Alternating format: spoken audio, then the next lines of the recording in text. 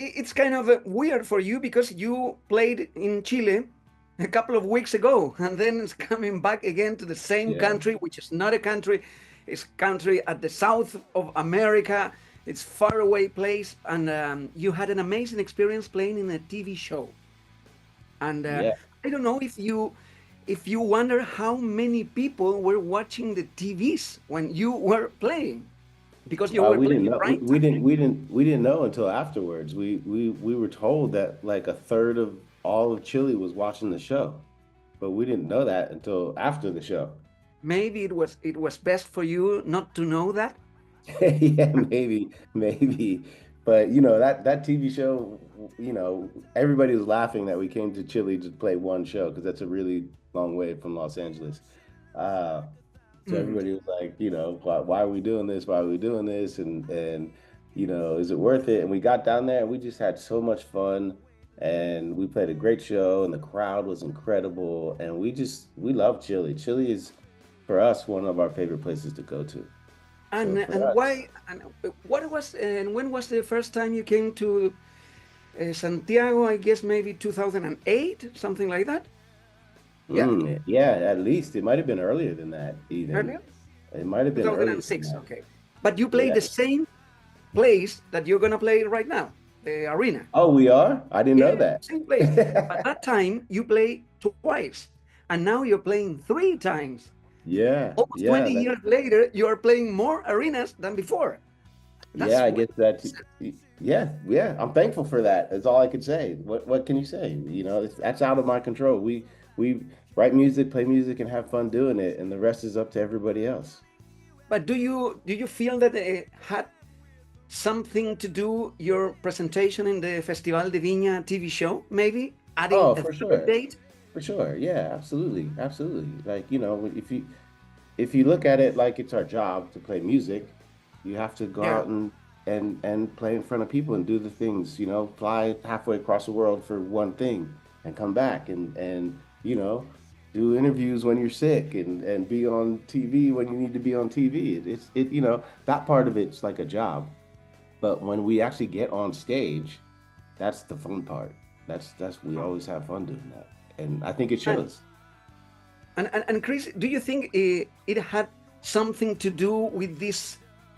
I don't know what the word would be, resurgence, the rising of popularity of the new metal stuff, because there's been a lot of talk about like this family values thing again, Korn, System of a Down, Incubus, and the big ones, Deftones. Right.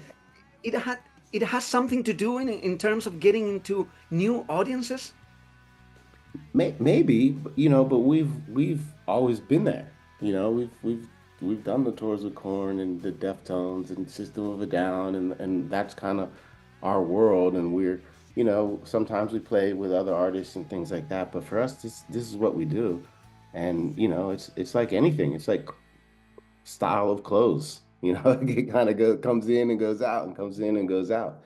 You know, but I think that as far as what we do is we're just trying to make good music and have fun playing shows And and I really do think that you are the first band among the big bands that I mentioned, because you are in that league, System of a Down, Deftones, Korn. You are the first band that really grew beyond new metal. There was a maybe. something in your career that you said, okay, okay, a couple of times in your well actually. we early in our career we were on the Ozfest and played the Ozfest with all those bands and Okay. other bands that are are just as big and ones that aren't around anymore. And I kind of think like at some points we just didn't fit in. Okay. We were young. We didn't know exactly what our style was, and we hadn't even written "Make Yourself," our album "Make Yourself" yet. This is the album So which is the first time in the studio with Incubus was Make Yourself, the was "Make breakthrough Yourself." album. Yeah. Yep, yep. So we were still developing. We were still, and we still are. We're always trying to be creative and new and fresh. But that like for example, I don't have any tattoos. If I look around, Makes a whole yeah, big yeah. If difference. I The reason why I wanted to get tattoos when I was younger was because I wanted to be different and I wanted to piss my mom off. you Okay, know? And now when I look around, I'm like, well, I am different. I'm like one of the only people I know that doesn't have tattoos. So, that's amazing. That's amazing. right, right. Why you are wearing that hat? Golf is evil. What's Oh, I'm a golfer. I like golfing. So, yeah? so my buddy has a clothing company. It's called Snowman Golf, and Okay. he makes funny hats and funny shirts and things like that. I rock this for him. Chris, I want to talk to you about like the instruments that you played with Incubus, which makes a big difference with like the typical stuff of the bass or the guitar. You play turntables and do scratching and keyboards. But Right. tell me about how do you feel that the turntables and scratching are now in popular music? Oh wow. How they are doing? When I first started, it was only in hip hop music, Yeah, like and it's scratching still and in things hip like hop or that. not? Not that Oh much. yeah, it's still in hip hop, not as much though anymore. Hip hop has changed. That when I started really getting into turntables, it was all about the elements of hip hop. So you had an MC, a DJ, you had dancers, and you had the artist. Yeah, And now that's kind of gone away from that. Hip hop has become like in general more popular pop music than like yeah, underground. So I think in rock music it was something that also went through a phase. I was one of the only there was only a few DJs in rock music when I started with Incubus, and then everybody had DJs in the yeah. early 2000s, and now it's like it's not there anymore as much at least. So it's back to the beginning kind of.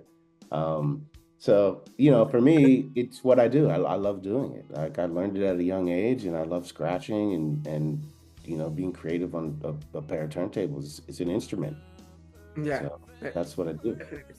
And at the same time, in the world of turntables, do you do DJ sets in discos and that kind of stuff? Do you do that and Oh, mix yeah, yeah, songs? absolutely. I just did an after party in Mexico City Ah, that okay. was out of control. It was real fun. And which is the music that you play? It depends. It depends. I feel like I'm a creative individual, so if you want me to do a party for you and you want only house music, I'll just play house music. If you want drum and bass, I'll play drum and bass. If you want hip hop, whatever. If it's up to me, I'll play all of them all at the same time and just kind of go whatever the crowd's feeling. Because when you Okay. do a DJ party, your job as a DJ is to get all the people partying and having a good time. Yeah. They're not there just so you can play your music. It's so that everybody has a good time.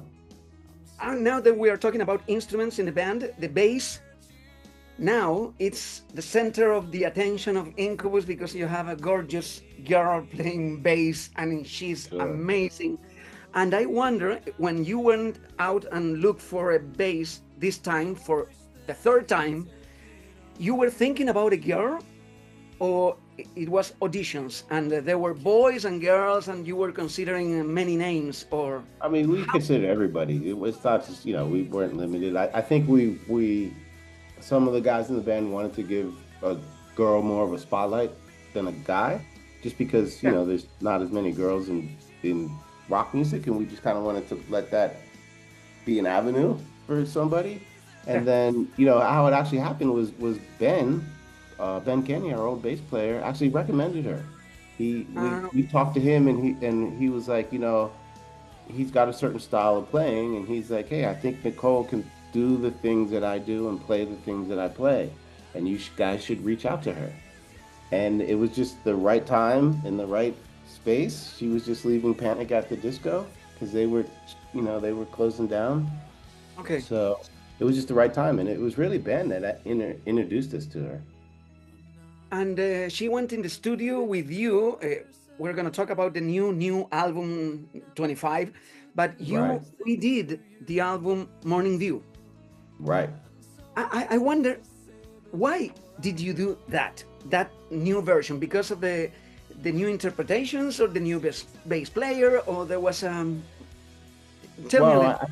we had plans to tour the world behind that album as an anniversary tour, but COVID happened, and Okay. so that record happened 20 years. 20 years we were going to do a 20-year anniversary tour, but COVID happened, so we couldn't do it. So for us, that's one of our most special records. So we wanted to do something. So obviously things happened during COVID and everything changed, and all of a sudden now we're like, now what do we do? Okay, we'll just re-record this record. And first we did it as a like a live stream Okay. because we went back to the house and recorded the record live and did the whole thing. But it was we couldn't have people there. It was during COVID. It was just everything was a mess during COVID. So once COVID ended, we were like, hey, we have to celebrate this record. Let's like really record it and let's do it again and let's go out and tour behind it. And that's what we're doing. So And one of the last questions that has to do with the record, with the Morning View, you're playing 3 shows in a row in Santiago, Chile next week. And you're playing in every show, in the 3 shows, you're playing the Morning View entirely. yes. And Yeah. then you're gonna change a couple of songs like the greatest hit Yeah, song. for sure. Yeah, because Yeah. Morning View on the record is only 48 minutes. I think Okay. as we play it live, it's longer than that because we take a little, more time in between songs and we embellish some things and, make it fun for everybody else as well. And then, yeah, and then we play a couple more songs and we have a great night together. And obviously, if we And play change. 3 nights in a row, we have Yeah. to change those extra songs, and we will. Yeah. I think now, I don't know the total count, but I think we have over 140 songs we can play. Yeah. Yeah, yeah, between Okay. all the records and all the B-sides. So you're ready to go. Ready to go. So we're ready to You go. rehearse a lot, or just like you meet in sound checks and then you, or rehearse a rehearsal We room re- we, re- space. we rehearse like obviously for weird songs that we're gonna play. We don't rehearse those. We'll maybe play them at sound check or something like that if we can Okay. remember them. But we rehearse maybe for about 2 weeks before we start a tour, and then we play all the fun stuff in the studio and we mess up and we're like, oh, this will be cool to do this and this will be fun to do this, and we kind of just that's our creative time. And then when we get out on the road, it's like, okay, here's the set, don't mess up, let's do it. Okay.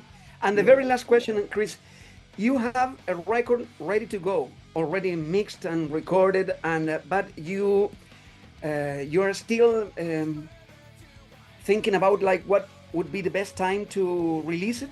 Maybe it's gonna be in October. I heard a Yeah, I couple of think months. so. I think so. That's really not up to us. If we wrote the record, and we had fun. It's a good record, and I really love the music. We don't know how to play all the songs yet, because There's a name for the record?